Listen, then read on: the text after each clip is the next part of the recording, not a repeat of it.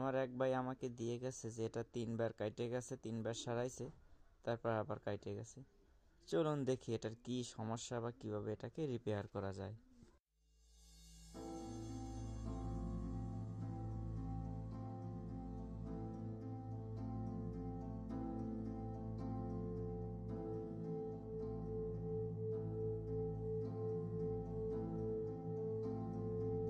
খুব সাবধানে উপরের অংশ খুলতে হবে যেন তার না ছিঁড়ে যায়।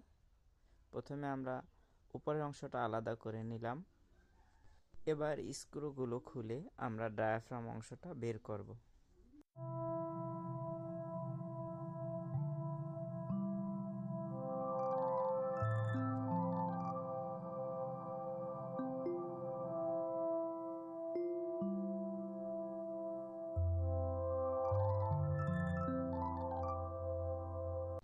হালকা করে টান দিলেই ডায়াফ্রাম অংশটা বের হয়ে আসবে।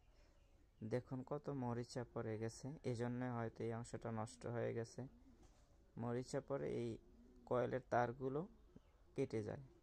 ভালো করে খেয়াল করলে দেখবেন কত মরিচা পড়েছে।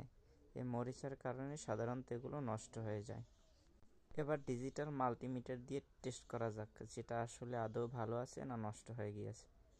প্রথমে আমরা মাল্টিমিটারের বিপ সাউন্ড অংশে আমরা রাখবো। তারপর দেখেন কোনো সিগন্যাল দেখাচ্ছে না, তার মানে ডায়াফ্রাম অংশটা নষ্ট হয়ে গিয়েছে। আমরা আরও একবার চেষ্টা করি, দেখেন কোনো সাউন্ড বা কোনো রিডিং দেখাচ্ছে না।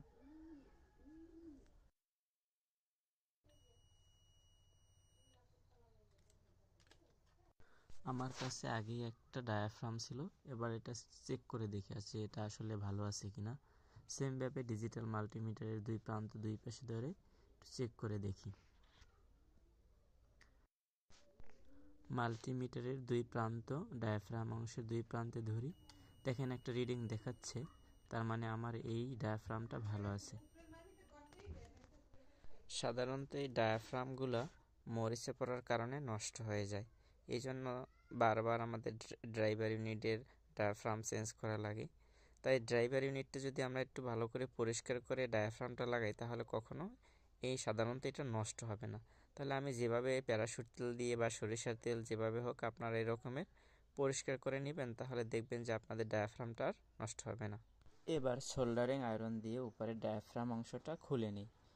প্রথমে আমরা সোল্ডারিং আয়রন দলটি খুলে যাবে, তারপর আমরা দেখেন এটা হয়তো অন্যান্য ডায়াফ্রাম এটা থাকেও খোলা লাগে না, কিন্তু এই ডায়াফ্রামটা যেহেতু কম দামের তাই নেই, তাই আমাদের নিচের অংশটা খুলে আবার উপরে ডায়াফ্রামটা লাগাই নিলাম।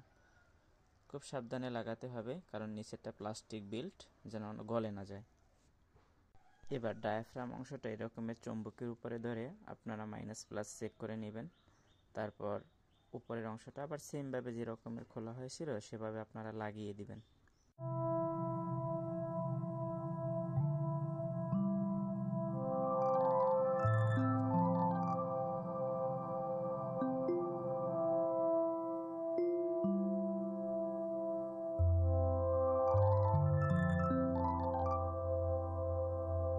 ভিডিওটি ভালো লাগলে অবশ্যই ভিডিওটিতে লাইক দিবেন এবং শেয়ার করবেন এবং সাবস্ক্রাইব করে অবশ্যই পাশে থাকবেন। ধন্যবাদ সকলকে।